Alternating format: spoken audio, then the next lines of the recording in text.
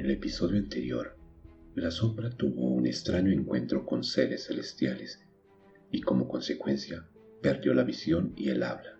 Además recibió una golpiza por parte de Tania y de una turba enardecida.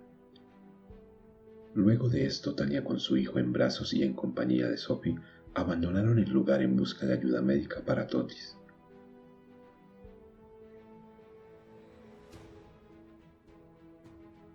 Fue en un vehículo Renault 4 modelo 1970 de color verde muy bien conservado en todos los aspectos, tanto interiores como exteriores, y que era propiedad de don Gerardo, un vecino de Tania, el que ella y Sophie abordaron con Totis en sus brazos para dirigirse al hospital John F. Kennedy, ubicado al sur de la ciudad, en un populoso barrio construido gracias a donativos hechos por el expresidente de los Estados Unidos, John F. Kennedy, y que llevaba el mismo nombre del centro hospitalario. Dentro del vehículo y ya en marcha, Tania llorando amargamente abrazaba a su pequeño hijo con fuerza y lo besaba, pero él no respondía a sus caricias. No había nada en el niño que indicara algún signo de vida, y la sangre no paraba de salir a borbollones de su pecho, lo cual aumentaba la angustia de la madre y su amiga, quien hacía presión sobre la herida del chico.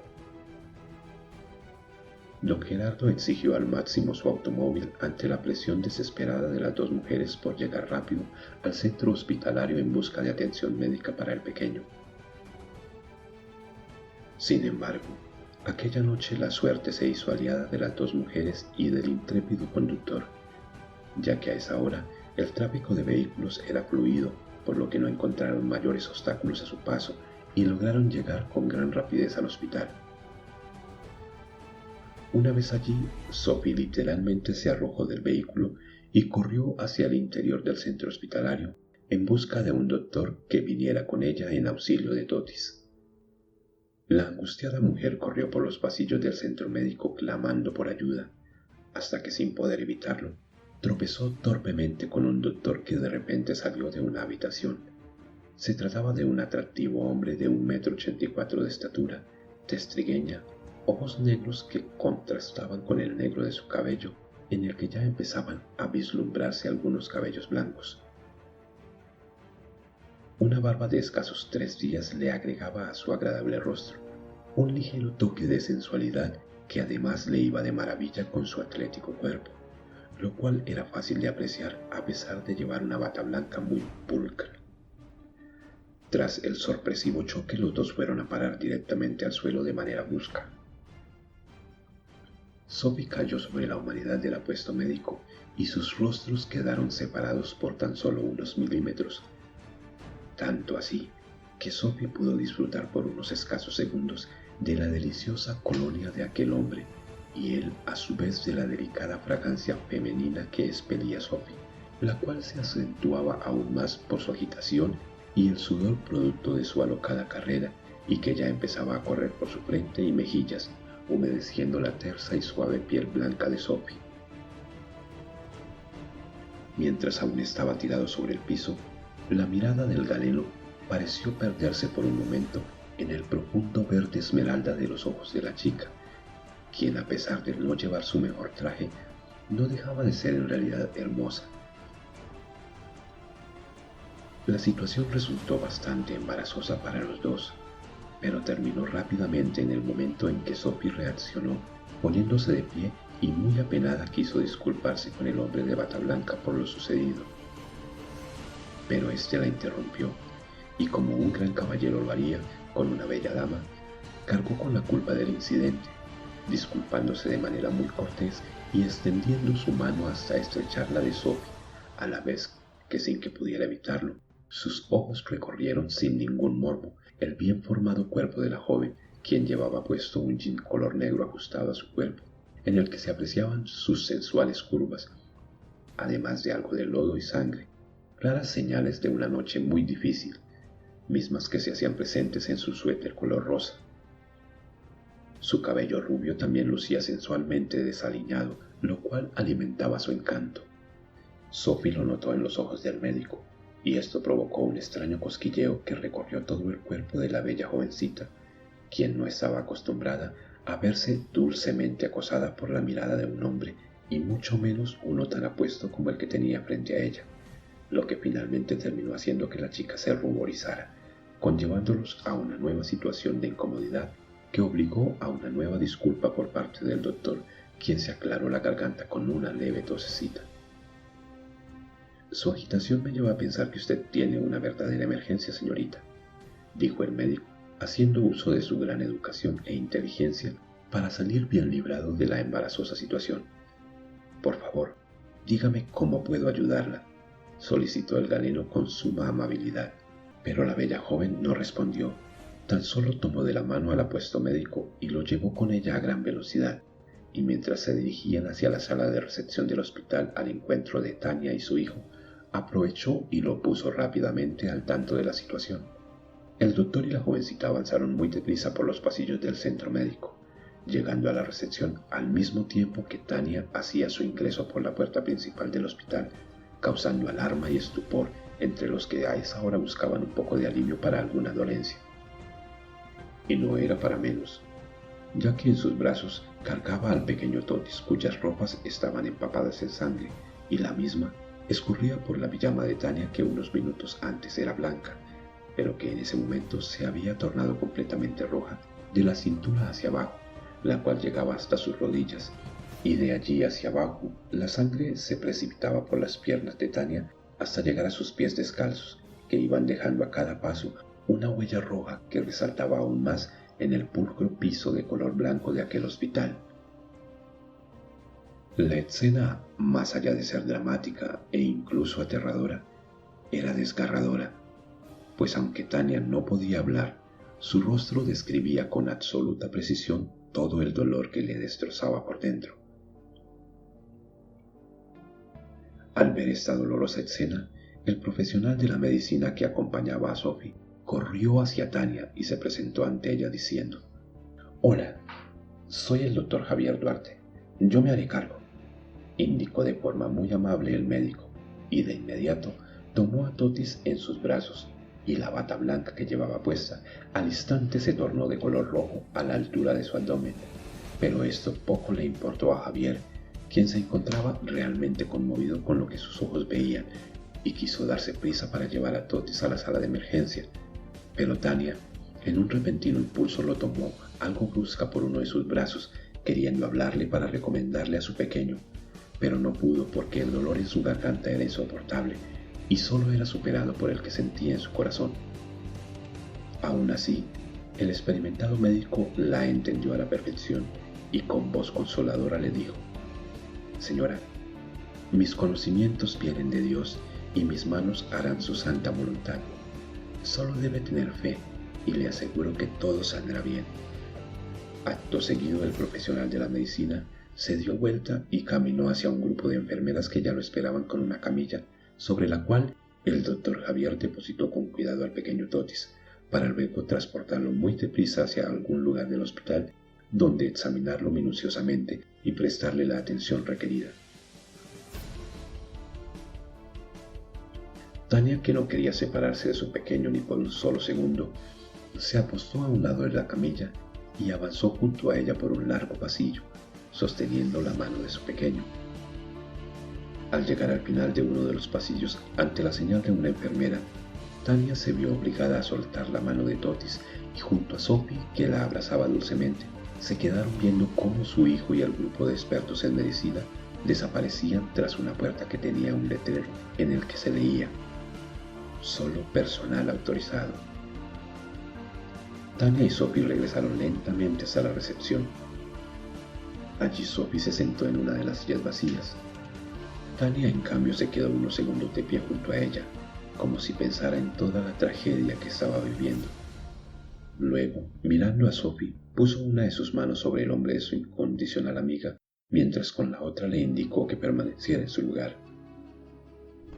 Después, sus pasos adoloridos por su alocada carrera por el bosque, nuevamente iban dejando sobre el piso sus ensangrentadas huellas, y esta vez la llevaron con lentitud hasta un rincón de la gran sala de recepción, y de espaldas a los que allí estaban y que no dejaron de seguirla con la mirada, se arrodilló, y todos fueron testigos del momento sublime en el que una madre en desgracia hablaba con Dios y por su amado Hijo elevaba mentalmente una plegaria al cielo.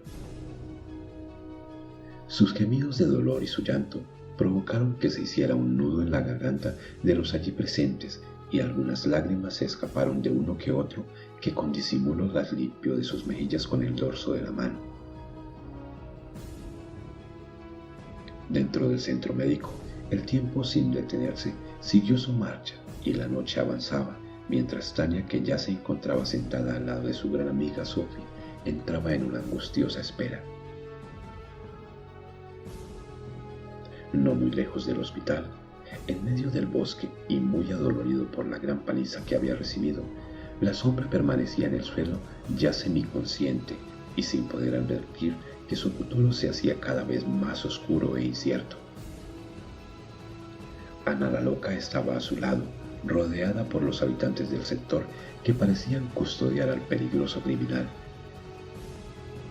De manera repentina, a sus oídos llegó el inconfundible sonido de las sirenas policiales que a lo lejos anunciaban la llegada de una cantidad importante de uniformados que, aunque un poco tarde, acudían al llamado de emergencia. Fue así que en cuestión de unos pocos minutos todo el lugar se vio invadido por hombres de la policía que llegaron ruidosamente en sus patrullas, cuyas luces de colores se reflejaban en las casas y en lo más alto de los árboles. Los hombres de la ley descendieron con rapidez de los vehículos y cautelosamente ingresaron al pequeño bosque con linternas y armas en mano, abriéndose paso entre la vegetación y con autoridad desplazaban como medida de seguridad a los curiosos con los que tropezaban en su camino. Claro está, no sin antes valerse de la ayuda de los mismos para encontrar el lugar exacto a donde debían dirigirse. Al llegar a la escena, los uniformados se encontraron con un hombre tendido sobre el suelo, cuyo cuerpo presentaba múltiples heridas que sangraban profusamente y se hacían visibles a la luz que proyectaban las linternas de los agentes de la ley. A un lado del hombre permanecía aún de rodillas la loca con su bastón. Sin derrochar su tiempo, los policías rodearon al sospechoso y a su protectora teniendo en cuenta todas las medidas de seguridad que dictaban sus protocolos. Posteriormente, uno de ellos le apuntó con su revólver Smith & Wesson calibre 38 a la loca y le gritó con un tono bastante amenazador: «Somos la policía. Arroje lo que tiene en sus manos y tiéndase en el suelo». Al oír esto, varios vecinos salieron en defensa de la mujer, haciéndole saber al uniformado que solo se trataba de la loca del barrio. Aún así, Ana se tendió de costado junto a la sombra abrazándolo y desde su posición vio cómo los policías se acercaron sigilosamente hasta ellos. Sin embargo, Ana no se percató que atrás de ella se movía en silencio y con mucha rapidez un policía, el cual la tomó por su ropa y la arrastró por el suelo, lejos de la sombra. Simultáneamente, otro grupo de uniformados se abalanzó sobre el cuerpo casi inerte del herido y después de esposarlo, uno de ellos llevó su mano al cuello del detenido y luego de unos segundos exclamó: «Está vivo, pero es necesario que venga una ambulancia para llevarlo de inmediato a un hospital donde pueda recibir atención». El oficial, que hasta ese momento había estado agachado junto a la sombra, se incorporó con la intención de usar su radio de comunicación para solicitar la presencia de una ambulancia en la cual transportar al herido. Pero una rápida mirada a su entorno le permitió darse cuenta que los ánimos de la multitud parecían caldearse de nuevo y, temiendo por la seguridad del detenido y la de sus hombres, decidió por cuenta propia hacerse cargo del traslado del prisionero, por lo que impartió órdenes precisas y al momento varios policías tomaron al herido por los brazos y otros por los pies, y así, abriéndose paso a empujones entre los hombres y mujeres que a su paso intentaban agredir al detenido, fue que los uniformados lo sacaron alzado del lugar hasta alcanzar la calle.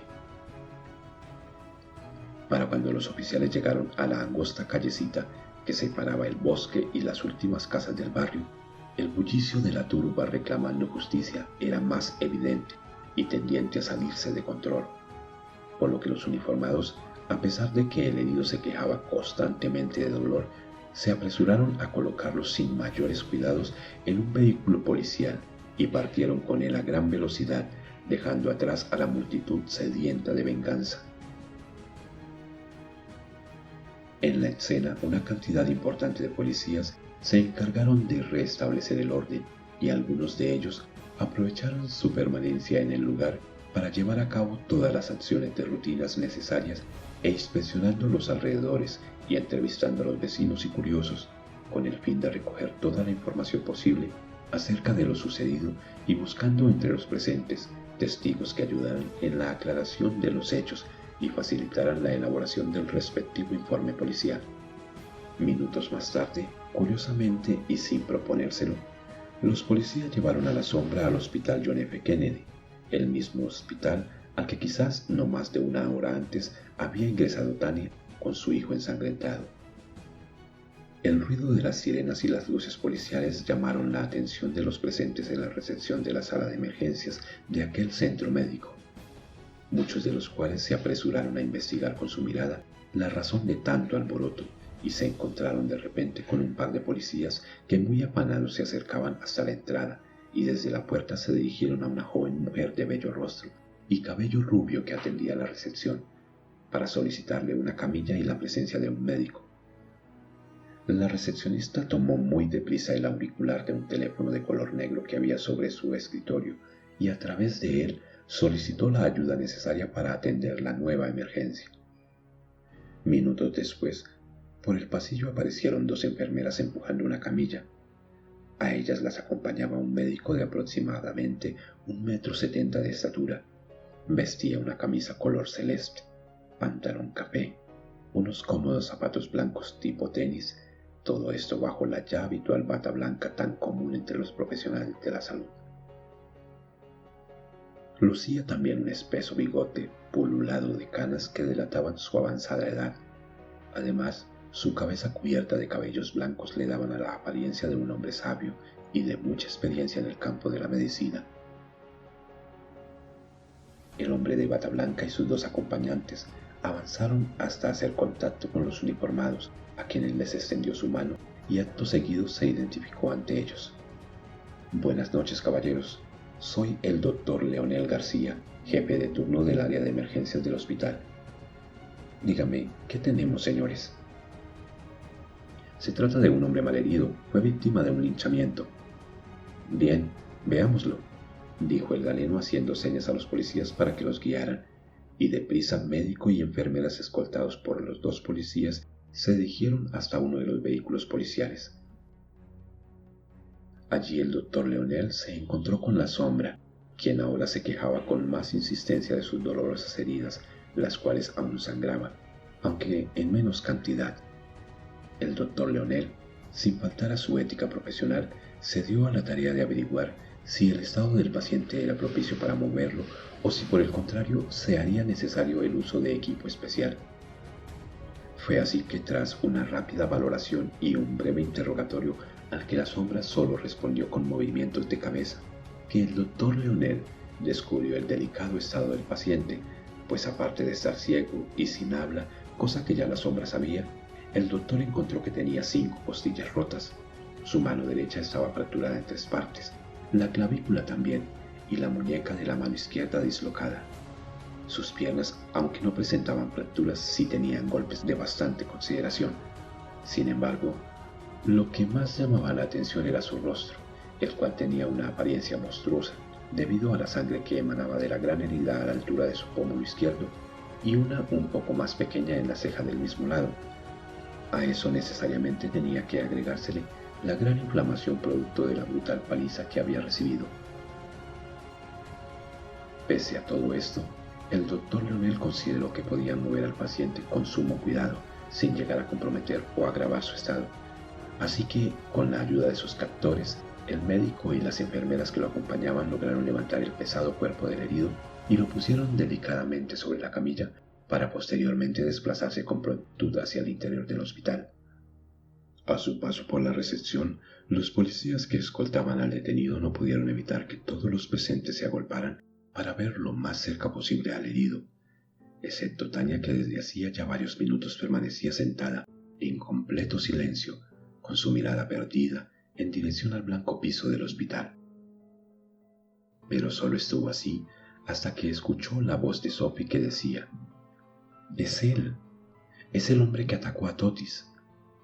Las palabras de Sophie hicieron que Tania se levantara de su silla como impulsada por un resorte.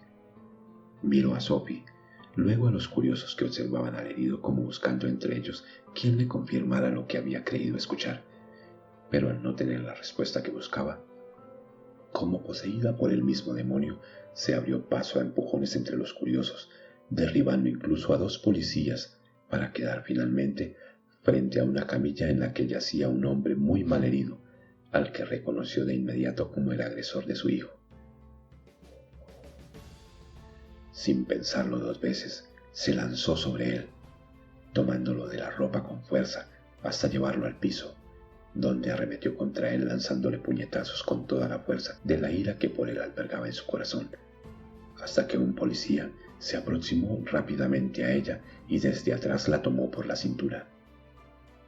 «Cálmese, señora, cálmese o tendré que esposarla», gruñó el policía mientras que sin necesidad de mucho esfuerzo levantaba a Tania, dejándola suspendida en el aire, pero luchando por liberarse para terminar con aquel hombre despreciable.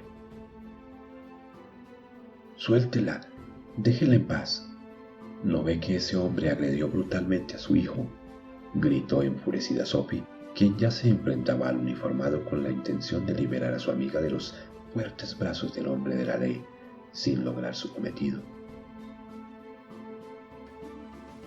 Los demás uniformados tuvieron que emplearse al máximo y actuar rápido para controlar la situación, ya que algunos de los presentes que ya empezaban a entender mejor los hechos querían tomarse la justicia en sus manos e intentaban de una y de otra manera agredir al moribundo hombre. Así que con gran velocidad lo tomaron del piso, lo subieron nuevamente sobre la camilla y con prontitud escoltaron al médico y a las enfermeras, que se precipitaron por uno de los pasillos en busca de un lugar seguro donde proceder a brindarle asistencia médica. El oficial, que aún mantenía inmovilizada a Tania, luego de echar un vistazo y percatarse de que el prisionero estaba fuera del alcance de la furiosa mujer, la liberó, recibiendo a cambio una iracunda mirada de reproche por parte de Tania y de su amiga Sophie, que de seguro hubieran querido perseguir a su víctima, pero desistieron al ver que al menos 5 fortachones de la policía bloqueaban el pasillo por donde había logrado sacar al prisionero. Ni bien el uniformado había liberado a Tania, cuando se abrió la puerta por donde, solo una hora antes, Totis había desaparecido, y por ella salió el doctor Javier. La expresión en el rostro del doctor era una extraña mezcla de enojo y desconcierto. Tania, que aún lucía un poco fuera de control por lo que acababa de suceder, al notar la presencia del médico que se había llevado a su pequeño para brindarle atención, cambió drásticamente su estado de ánimo y se giró hacia él lentamente como temiendo lo peor, y permaneció allí como si una fuerza superior a su propia voluntad sujetara sus pies descalzos contra el piso frío, mientras el doctor Javier seguía avanzando por el pasillo con su mirada puesta en Tania hasta quedar frente a frente con ella. En ese momento los nervios y la angustia por saber de su hijo pudieron más que la fortaleza de Tania. Sus ojos se humedecieron con gran rapidez y en su rostro se dibujó aquella inconfundible expresión de quien está próximo a estallar en llanto. Pero justo antes de que eso sucediera, la voz un tanto airada del doctor Javier se lo impidió. «¿Qué clase de broma es esta?», preguntó el doctor, cuya mirada parecía acusar a las 2 mujeres. Confundidas, Sophie y Tania se miraron entre sí. «Díganme, ¿de quién fue la idea?», interrogó de nuevo el doctor sin que hubiera ningún cambio en el tono de su voz, pero las 2 mujeres seguían sin entender el porqué de la actitud del doctor Javier. «¿Pero de qué está hablando, doctor? No entendemos nada de lo que está diciendo», respondió finalmente Sophie en medio de un desconcierto total, y de inmediato obtuvo una respuesta del hombre de bata blanca. «¿Nos están tomando por tontos?», insistió nuevamente el doctor en su interrogatorio, pero antes de recibir una respuesta por parte de alguna de las 2 mujeres, el galeno continuó. Durante más de una hora hemos revisado minuciosamente al niño en busca de una señal que nos llevara a encontrar el origen de la sangre que lo cubría por completo, y no hemos encontrado nada malo en él, ni siquiera el más leve rasguño. Este niño es el más sano que he visto.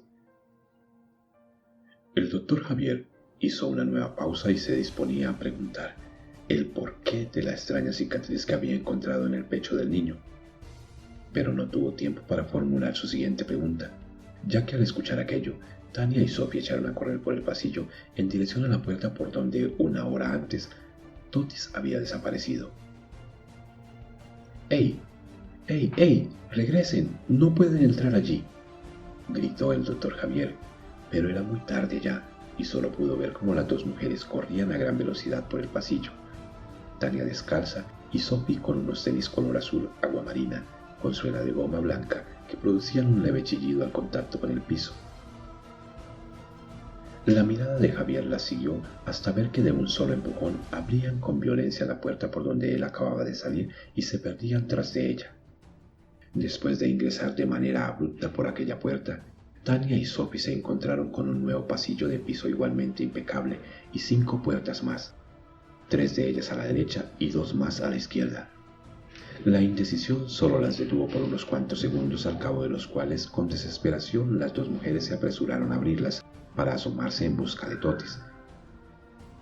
Abrieron la primera puerta empezando por la derecha, pero en ella solo vieron a un grupo de médicos y enfermeras que libraban una gran batalla contra el tiempo para salvar de las garras de la muerte a una joven mujer a quien algún bandido había apuñalado en el pecho, quizás para arrebatarle sus pocas pertenencias, y de paso por poco se lleva su tesoro más valioso, su vida, lo cual precisamente trataban de impedir los guardianes de la salud. El gesto enfurecido de una de las enfermeras que atendía la emergencia hizo que Sophie cerrara de nuevo la puerta muy apenada y haciendo con su cabeza una pequeña reverencia en señal de disculpa por su torpeza. Sin perder tiempo, las dos corrieron hacia la segunda puerta, pero esta vez fue Tania la que abrió, ya no con violencia como en la primera, sino con sumo cuidado. Pero a diferencia de la primera sala, esta estaba vacía y en su interior las sábanas empapadas en sangre, misma que tenía gran parte del blanco piso, y el instrumental quirúrgico, no dejaban duda alguna que allí también se había llevado a cabo otra gran batalla entre la vida y la muerte. Pero no se percibía en aquella habitación indicio alguno que llevara a la certeza de quién había sido el vencedor. La carrera de las dos mujeres continuó en busca de la tercera puerta sin tomarse la molestia de cerrar la anterior. Sophie, que fue la primera en llegar a la tercera puerta, se paró frente a ella. Se tomó unos segundos para recuperar el aliento perdido por su alocada carrera y luego con mucha prudencia estiró su mano derecha hasta alcanzar el asa de la puerta.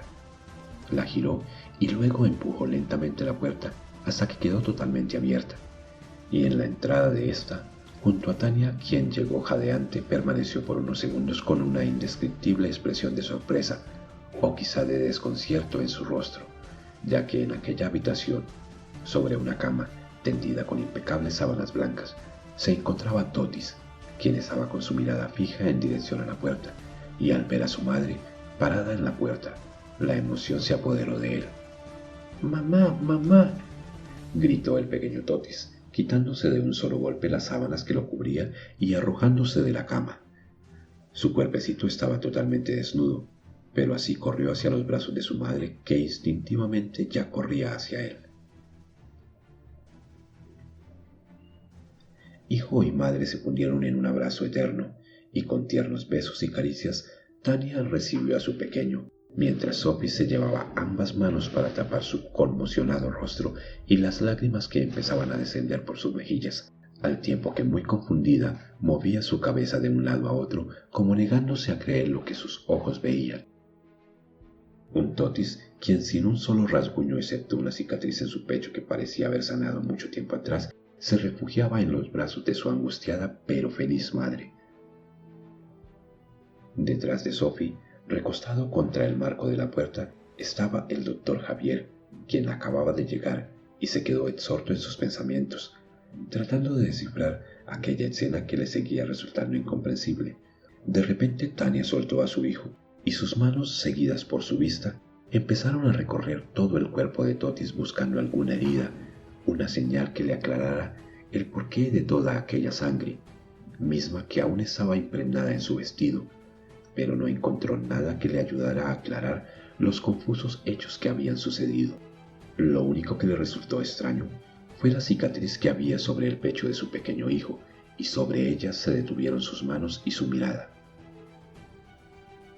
Algo temerosa, lo cual se hacía evidente en la expresión de su rostro, Tania palpó suavemente aquella cicatriz mientras Totis, con total ingenuidad, la observaba.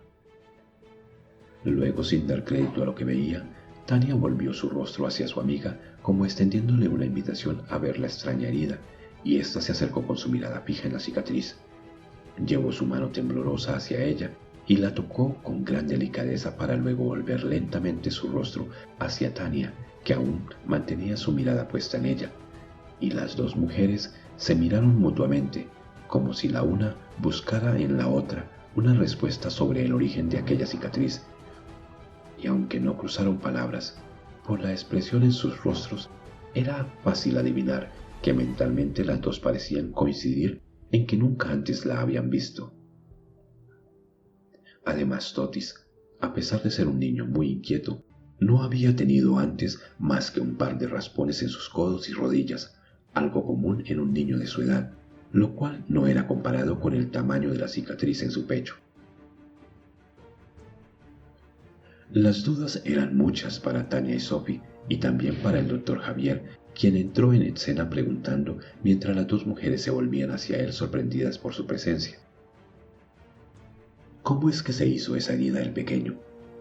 Mi experiencia y los exámenes que le hemos practicado no me dejan duda de que no fue una herida superficial.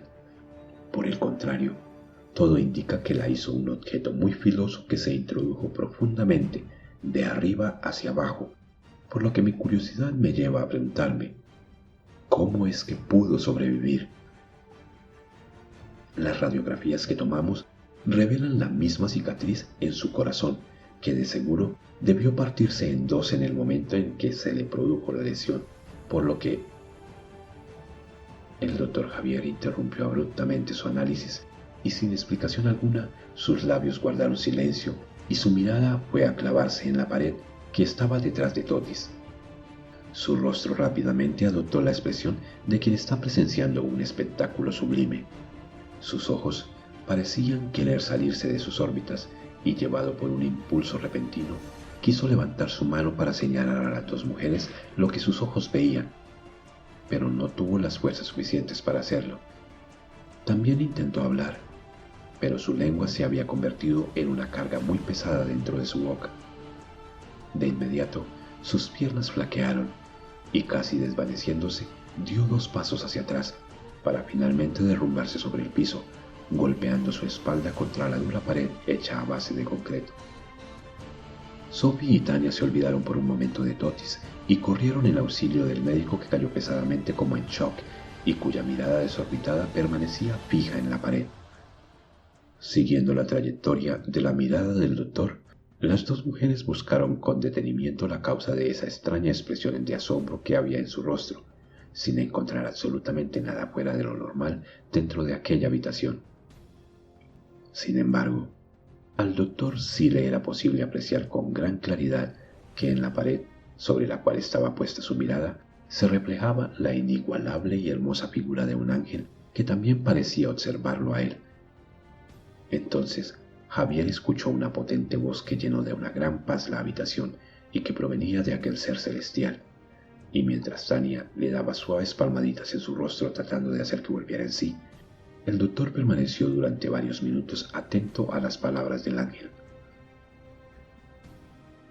Sophie, quien había abandonado la habitación unos segundos antes en busca de ayuda, ya estaba de regreso en compañía de un médico de baja estatura, cabello rubio, ojos de color azul y mucho más joven que Javier y bastante delgado. Su tez era exageradamente blanca, lo cual contrastaba con el rosado casi rojo de sus mejillas. Debajo de su bata blanca vestía un pantalón de color negro perfectamente planchado, seguramente por las manos de una dedicada ama de casa. Calzaba zapatos de color marrón, brillantes y en apariencia costosos. Su nombre era Fernando, o al menos eso indicaba un pequeño letrero bordado a la altura del pecho, al lado derecho de su bata. Con él venían dos enfermeras, una de ellas de contextura gruesa, quizás de unos 40 y tantos años, quien llevaba puesta la habitual bata blanca y debajo de ella sobresalía una larga falda de color verde que llegaba hasta sus tobillos, dejando solo al descubierto unas hermosas y cómodas tenis de color azul que calzaban sus pies.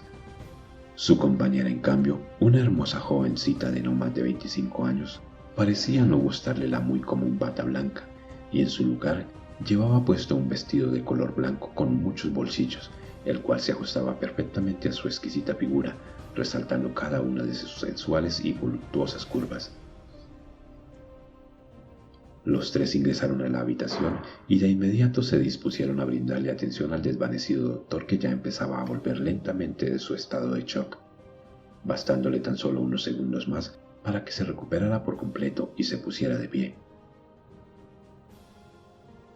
¿Te encuentras bien, colega?, preguntó el médico, que había llegado en su ayuda mientras ayudaba a Javier a levantarse. Mejor que nunca, respondió Javier con una leve sonrisa en sus labios. ¿Qué te ha sucedido?, insistió su colega, un tanto preocupado por la salud de su amigo. Nada por lo que debamos preocuparnos, sentenció Javier, dando unos pasos hacia adelante para impedir así que continuara el interrogatorio, que a su gusto había dejado de ser necesario. Luego, con su mirada, el doctor Javier recorrió lentamente toda la habitación como si buscara algo en ella, pero al parecer no halló lo que deseaba encontrar, por lo que su mirada fue a posarse en el rostro de Tania, que lucía desconcertada por lo sucedido y también por el extraño comportamiento que tenía el doctor Javier como consecuencia de ello. De repente llevó su mano derecha hasta su mentón. Empezó a acariciarlo como si meditara profundamente, y luego su voz interrumpió el silencio sepulcral que reinaba en la habitación, diciendo: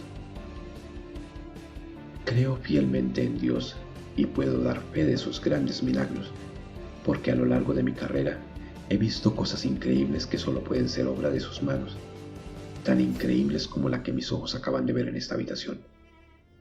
Y por esa razón me atrevo a decirles con un alto nivel de certeza que nadie sobrevive a heridas como las que este niño lleva en su pecho, a menos que esté destinado para llevar a cabo una gran misión encomendada por Dios». El doctor Javier hizo una pausa y, sin apartar su mirada de Tania, se dirigió hacia ella. Las manos de Javier tomaron dulcemente las de Tania, que permanecía inmóvil, y con gran sabiduría en sus palabras, el galeno continuó diciendo: «Bendita tú, porque tu vientre ha dado a luz esperanza para los tiempos difíciles que vendrán. Y la poderosa espada que atravesó el corazón de tu hijo traerá paz, y con ella la historia de la humanidad habrá de cambiar, para bien o para mal». Los presentes en la habitación, incluyendo la misma Tania, quedaron aún más sorprendidos con lo que acababa de decir el doctor Javier, pues sin duda alguna les resultaba incoherente, y extrañados se miraban unos a otros como buscando una explicación. Esta inusual forma de hablar del doctor motivó a que su colega lo interrumpiera. «Doctor Javier, creo que sería apropiado que se tomara un descanso y quizás también me permitiera hacerle un análisis». «No es necesario», interrumpió de forma un tanto grosera el doctor Javier, e hizo una pausa al tiempo que dirigía su mirada hacia el pequeño Totis, de quien parecían haberse olvidado por completo, y replicó: «Aunque encuentren que mis palabras carecen de sentido, debo decir que nunca antes hubo tanta lucidez en ellas ni en mi pensamiento». Dicho esto, los pasos de Javier lo llevaron hacia el pequeño Totis, y una vez frente a él, dobló sus rodillas para quedar en última instancia a la altura del rostro del niño, a quien contempló dulcemente por unos segundos. Luego se inclinó un poco hacia él, y sus labios plasmaron un suave y tierno beso sobre la frente de Totis, quien permanecía quietecito sin poder comprender nada de lo que para él no dejaba de ser más que otra confusa situación de las que había vivido a lo largo de la noche. Entonces Javier retiró su rostro para contemplar una vez más al niño, y mientras todos los presentes en la habitación observaban la extraña pero tierna escena, el doctor Javier le dijo al niño: «Aunque en valle de muerte tuvieses que andar, no debes temer, porque a donde quiera que tú vayas, la gloria y el poder de Dios contigo irán». Al terminar de hablar, Javier se puso de pie y se dio vuelta para quedar de frente a los que se encontraban en el interior de la habitación y que lo miraban con gran expectativa, como si esperaran de él una explicación apenas lógica después de lo ocurrido. Sin embargo, no ocurrió así, ya que después de unos escasos segundos el doctor Javier solo se animó a decir mientras miraba a Tania: «No creo necesario que el niño permanezca más tiempo en observación, así que haré los documentos necesarios para que puedan llevárselo a casa ahora mismo».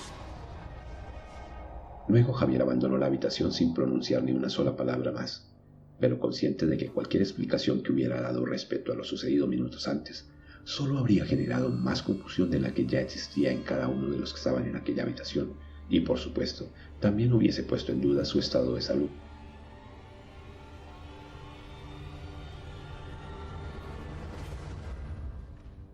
El sonido de sus finos zapatos de charol se escuchó al caminar sobre el piso del centro médico, alejándose poco a poco de la habitación.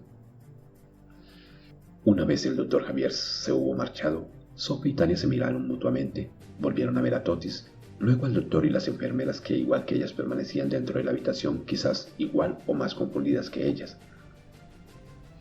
Entonces Sophie, encogiéndose de hombros, exclamó: «No he logrado entender nada de lo que ha pasado, ni de lo que ha dicho el doctor Javier, y mucho menos puedo entender de dónde ha salido la cicatriz que ahora tiene Totis en su pecho. La cicatriz nunca había estado allí, lo juro», concluyó Sophie. Pero Tania, a quien la situación le había generado más dudas que las que ya tenía, se levantó de repente con la expresión en su rostro de aquel que ha descubierto o recordado algo importante. Y así era. Tania recordó que a ese mismo hospital había ingresado un malherido, el agresor de Totis, y estaba segura que ese hombre podría tener las respuestas que ella buscaba. Así que, con gran rapidez, tomó una sábana de la cama, cubrió con ella el cuerpecito aún desnudo de su pequeño y con él en brazos salió de la habitación apresuradamente y corrió por los pasillos del hospital con sus pies descalzos y cubiertos de sangre que ya empezaba a secarse sobre su piel morena.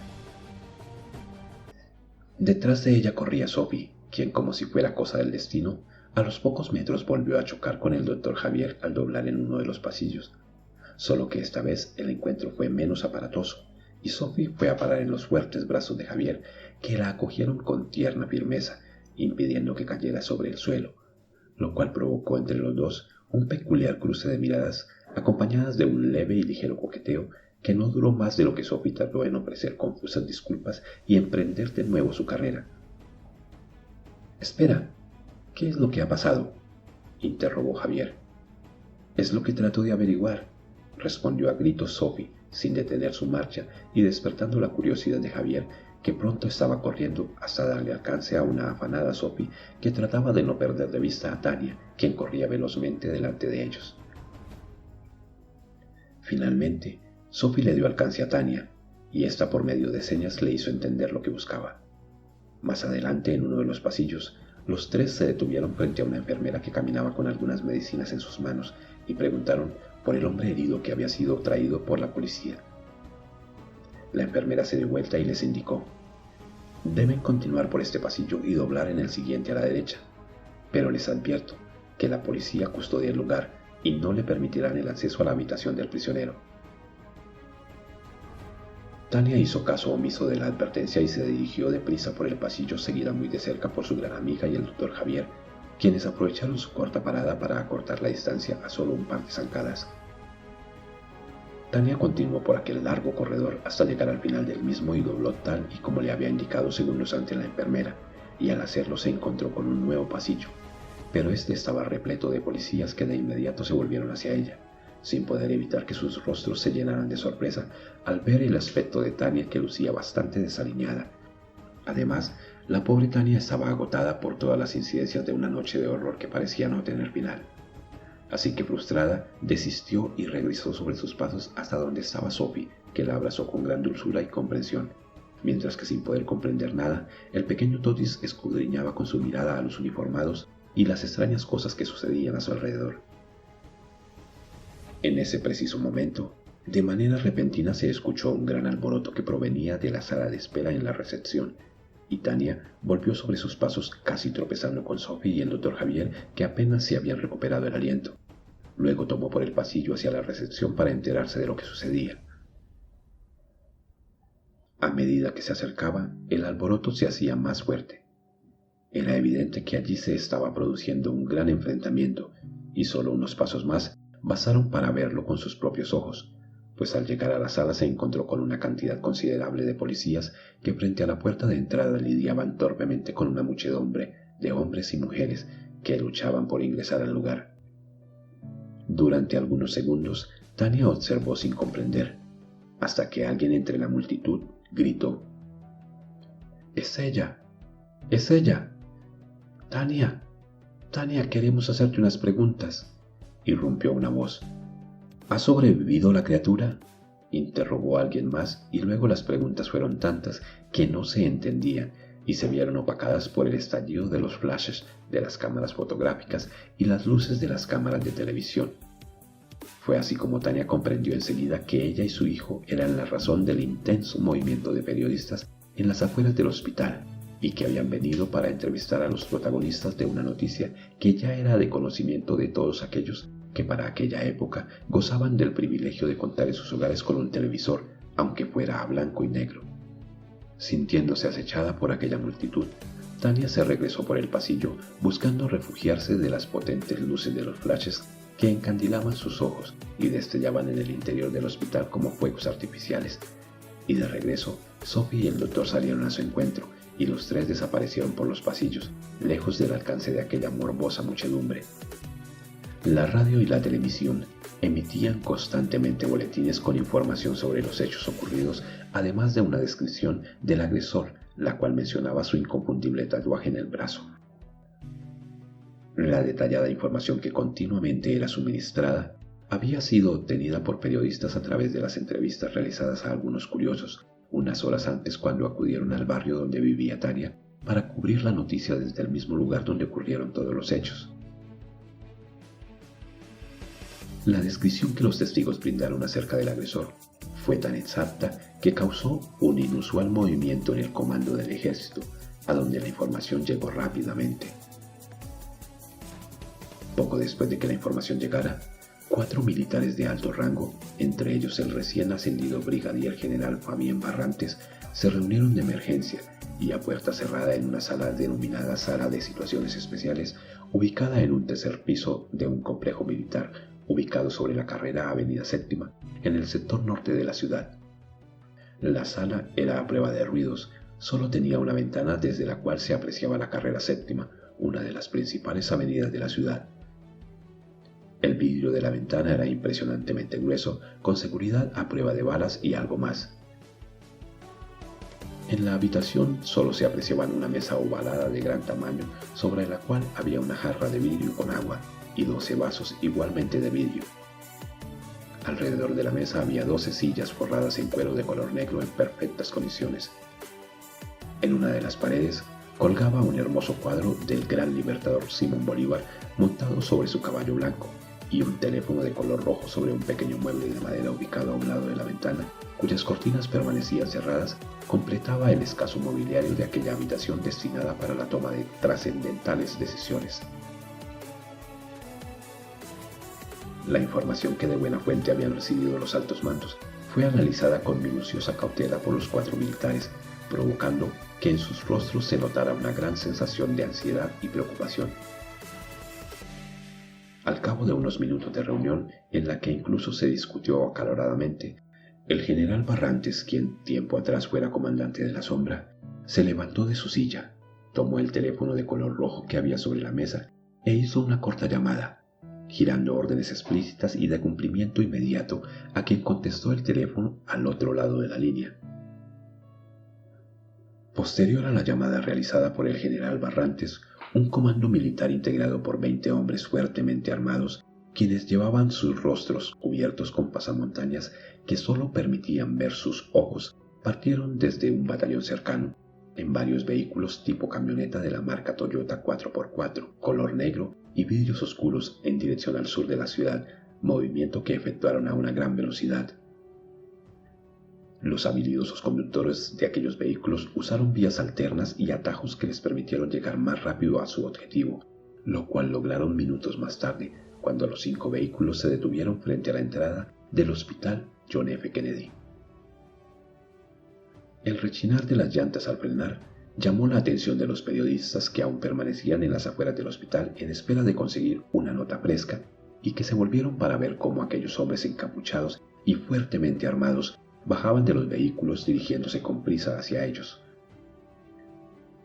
Muchos de los periodistas quisieron aprovechar para obtener quizás nueva información del caso, pero fueron desplazados bruscamente por los miembros del comando que se abrieron paso entre ellos para ingresar muy rápido al hospital, ante el asombro de los mismos policías que de inmediato reconocieron el escudo en sus uniformes y que no era otra cosa más que una calavera que sostenía un puñal ensangrentado en la boca, el cual los identificaba como un grupo élite de las Fuerzas Especiales, más conocido como el Comando Élite Alfa 9, un comando que, al igual que el desaparecido Comando de Misiones Imposibles, se caracterizaba por la rudeza que empleaban sus integrantes para llevar a cabo las más audaces misiones, muchas de ellas catalogadas también como suicidas. Los policías no pudieron ocultar del todo la emoción que causaba el hecho de tener frente a frente a tan legendarios personajes, por lo que de manera respetuosa saludaron a los miembros del comando al estilo militar, juntando sus piernas y elevando su mano derecha a la altura de sus cabezas, mientras la izquierda permanecía recta en dirección al suelo. Esto resultaba comprensible teniendo en cuenta que este tipo de comando actuaba casi en la clandestinidad, por lo que era casi imposible verlos y menos paseándose por un hospital en presencia de la prensa. Uno de los encapuchados, un hombre de gran altura y que definitivamente era el comandante del grupo, se detuvo en el centro de la recepción y con una voz potente dijo: «Damas y caballeros, somos el Comando Élite Alfa 9 de las Fuerzas Especiales. Estamos ante una situación de mucho peligro. A partir del momento, nosotros tomamos el control de esta área del hospital. Nadie entra y nadie sale sin que yo lo autorice». El hombre guardó silencio por un momento para mirar a su alrededor. Luego, dirigiéndose a los policías, agregó: «Ustedes, oficiales, encárguense de evacuar a toda esta gente. Busquen un lugar donde puedan ser atendidos sin correr ningún riesgo», ordenó el gigante uniformado. Luego, una vez más, echó un vistazo a su entorno y, señalando a un policía, nuevamente ordenó: «Usted, oficial, llévenos con el prisionero». Acatando la orden emitida por el militar, con prontitud el policía se encaminó por el pasillo y los hombres del comando lo siguieron.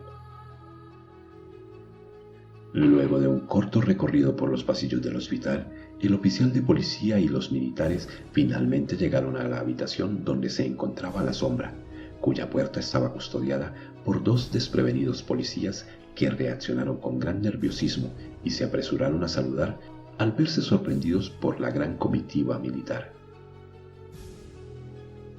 Los hombres del Comando Alfa 9 se detuvieron frente a la puerta de la habitación y, sin necesidad de usar palabras, el hombre que daba las órdenes hizo algunas señales con sus manos y acto seguido los comandos se dispersaron a lo largo del pasillo, reforzando de esta manera la seguridad ya existente.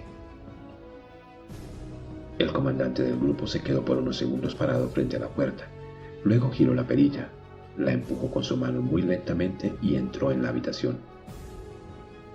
Allí, en una cama, estaba la sombra a quien ya el doctor Leonel y las enfermeras le habían atendido sus heridas y limpiado la sangre de su cuerpo. Además, con la ayuda de los policías, también le habían cambiado la ropa ensangrentada por un pantalón celeste y una camisa manga corta de la misma tela y el mismo color, prendas que eran de uso obligatorio para los pacientes internos del hospital. La sombra estaba consciente, con los ojos abiertos, pero sumido en una total oscuridad. Sus manos y sus pies habían sido encadenados a la cama. Estaba ciego, pero aún así, gracias a su agudo sentido del olfato, pudo percibir una suave y agridulce fragancia masculina mezclada con sudor que le advirtió de la presencia de alguien dentro de la habitación. Y a juzgar por lo rápido que la exquisita fragancia se acentuaba cada vez más, la sombra pudo deducir que ese alguien se aproximaba hacia él. y pronto supo que se había detenido junto al lado derecho de su cama. Luego sintió una mano un tanto áspera, quizás cubierta por un guante de cuero, que desde la altura de su codo derecho recorría su brazo y que terminó levantando la manga de su camisa, dejando al descubierto su tatuaje. En medio de la oscuridad producto de su ceguera, la sombra trataba de adivinar quién podría ser este personaje misterioso. No obstante, no tuvo que esperar demasiado para saberlo. Todo quedó muy claro inmediatamente después de que una voz le dijo muy cerca de su oído: no testigos, no sobrevivientes. Sí, no había duda, era Tyson, su antiguo compañero de equipo. Durante 7 largos años la sombra había vivido convencido de que aquella noche todos los miembros de su equipo habían muerto, pero estaba claro que no había sido así. Por desgracia para él, esa noche sí hubo un testigo, un sobreviviente.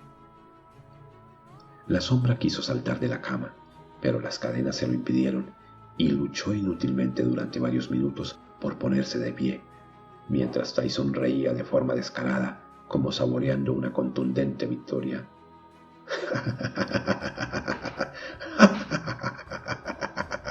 Es inútil, compañero. Las cadenas que te atan son fuertes y aunque lograras romperlas, mis hombres y yo tenemos orden de dispararte sin consideración. Y la verdad, mi querido amigo, nada me gustaría más que tener una disculpa para hacerte un gran agujero en la frente. Eso quizás me convertiría en un héroe, dijo Tyson con tono burlón. La sombra reaccionó tratando nuevamente de liberarse, pero Tyson lo sujetó fuertemente de la cabeza y en un asqueroso gesto su lengua lamió el costado derecho del rostro de la sombra y luego le susurró al oído: ahora soy yo quien saborea la victoria y tú, camarada, puedes estar seguro de que este es el final de tu fantasiosa leyenda y tu sombra será lo único que te acompañe durante el resto de tu vida dentro de una maldita prisión, sentenció de forma sarcástica Tyson. Luego sus pasos se alejaron de la cama y unos segundos después la puerta de la habitación se cerró de un solo golpe. Una vez afuera de la habitación, Tyson señaló a 2 de sus hombres y con voz fuerte dijo: ustedes 2 estarán dentro de la habitación con el prisionero. A la menor señal de peligro, disparen a matar. No se confíen de su estado, o para cuando quieran reaccionar, estarán muertos. Los demás divídanse en 2 grupos. Un grupo descansará para luego relevar al que está de guardia. Quiero todo el perímetro cubierto. Y recuerden, nadie, absolutamente nadie puede tener contacto con el prisionero a menos que yo lo autorice. Dicho esto, Tyson se retiró por el pasillo junto a su operador de radio, a quien le pidió que lo comunicara con su superior. Una vez hubo contacto radial, Tyson tomó el auricular y dijo: es él, lo tenemos, mi general. A varios kilómetros de allí, a través de la radio, una voz en la que se notaba una gran exaltación respondió: excelente, capitán. Asegúrese de que ese hombre no pueda escapar, y lo más importante, capitán, asegúrese de que nadie hable con él. No se preocupe, mi general, esta vez no podrá escapar. La leyenda de la sombra ha llegado a su final, concluyó Tyson poniéndole algo de sarcasmo al tono de su voz y dando así por finalizada la conversación radial. Luego, al llegar al final del pasillo, dobló hacia la recepción y desapareció. A tan solo unos metros de allí, sobre el mismo pasillo, Sophie, quien junto a Tania y el Dr. Javier habían escuchado las órdenes de aquel militar, se dejó llevar por la curiosidad y se aproximó a uno de los miembros del comando Élite Alfa 9, seguida por Tania y el Dr. Javier. Disculpe, soldado. ¿Qué hacen ustedes aquí, por Dios?, preguntó el militar sin dejar que Sophie terminara de hablar. Sin embargo, ella insistió: por favor, solo quiero una respuesta y mis amigos y yo nos marcharemos, dijo Sophie con gesto suplicante. Ok, dígame qué es lo que quiere saber, y dígalo rápido o tendrá que irse sin una respuesta, señorita. Solo quiero saber quién es el prisionero y qué pasará con él. rió animadamente al militar. «Así que no saben de quién se trata». «No, no lo sabemos», respondió Sophie de manera muy ingenua. «Se trata de la Sombra, el criminal más buscado de Colombia. Hace 7 años, en un arrebato de locura, asesinó de la manera más vil y despiadada a más de una docena de campesinos y a 7 valientes soldados de su equipo que intentaron detenerlo. Se dice también que en medio de su demencia asesinó a una criatura de menos de 1 año de edad y se comió su carne. Desde entonces han sido muchas las víctimas que en sus manos encontraron una horrible forma de morir, pero su sangrienta carrera criminal ha llegado a su fin y de seguro terminará pudriéndose en una cárcel de máxima seguridad», sentenció el uniformado, lo cual hizo que Tania, Sophie y Javier súbitamente sintieran un escalofrío que les recorrió absolutamente todo el cuerpo, pues ya habían escuchado las innumerables y macabras historias del temible fugitivo y de su instinto asesino. Sophie y Tania se miraban horrorizadas y apenas si podían creer que Totis estuviera vivo después de haber estado indefenso en las manos de aquella bestia asesina. Incluso, quizás ellas también fueron afortunadas, ya que estuvieron a unos cuantos metros de ese despreciable e inhumano ser. Por esa razón, Tania, aún incrédula, abrazaba con fuerza a su pequeño, segura de que solo podía estar vivo por un milagro divino. Durante unos segundos, el militar observó extrañado la escena sin comprender lo que pasaba, pero finalmente terminó por agregar: «Deben marcharse cuanto antes de aquí. Este lugar no es seguro para nadie». Dadas las circunstancias y la tensa situación que se vivía en el hospital, las 2 mujeres y el doctor, comprendiendo el riesgo que corrían, se alejaron de inmediato y, tomando uno de los pasillos aledaños, se dirigieron al consultorio del doctor Javier, donde este último les entregó un documento debidamente sellado, el cual autorizaba la salida de Totis del centro médico. Dado que Tania y Sophie no tenían ya nada que hacer en el hospital, las 2 mujeres se despidieron del doctor Javier, quien las condujo a través de múltiples pasillos hasta alcanzar una puerta destinada para la evacuación de las instalaciones en caso de emergencia. Allí, junto a la puerta, Tania y su amiga Sophie agradecieron al doctor Javier por su valiosa ayuda y abandonaron el centro hospitalario sin ser vistas. De esa manera evitaron el acecho de los periodistas y unas calles más adelante abordaron un bus con destino a sus casas al sur de la ciudad, mientras que el doctor Javier regresó a sus labores. Un mes después, la Sombra, ya visiblemente recuperado de sus heridas, también fue dado de alta por los médicos del hospital. El general Barrantes volvió a reunirse con un grupo de altos mandos militares y, teniendo en cuenta que la Sombra estaba ciego y mudo, se llegó a la conclusión de que no representaba ningún riesgo para sus intereses. Además, también consideraron que en sus condiciones y con un poco de ayuda interna quizás, la Sombra no duraría mucho tiempo con vida dentro de una prisión, y por esa razón, en medio de estrictas medidas de seguridad, se produjo su traslado a una prisión de máxima seguridad ubicada allí mismo en la capital. A su llegada a la prisión, los guardianes de aquella institución intentaron retirar el brazalete que la Sombra llevaba en su muñeca, pero no lo lograron, por lo que, días después, la Sombra recibió la visita de un grupo de expertos que, de manera infructuosa, también trataron de retirar el brazalete que el ángel había puesto en su muñeca, pero no hubo herramienta alguna que lograra causarle el más mínimo rasguño a la extraña pieza dorada. Lo único que lograron fue causarle un gran sufrimiento al prisionero, cuya mano resultó seriamente lastimada tras los fallidos intentos, y los que entendían de ciencia se interesaron más por descubrir el origen de aquel desconocido metal que en los atroces crímenes que se le achacaban a su poseedor. Fueron muchas las pruebas científicas que se llevaron a cabo en busca de respuestas, sin que al final lograran resultado alguno. Mientras tanto, la Sombra continuaba en una prisión, en una celda aislada del resto de la población carcelaria, a la espera de que se presentaran los cargos en su contra, lo cual solo tardó un par de meses, al cabo de los cuales la Sombra fue llevado ante un juez de la República, de nombre Julián Méndez García, para una audiencia pública que al final terminó realizándose a puerta cerrada.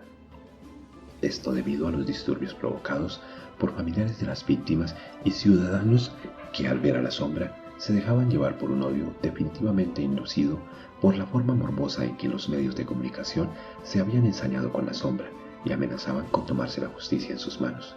La situación motivó a la fuerza pública a tomar medidas para controlar el desorden y garantizar el desarrollo de la diligencia judicial.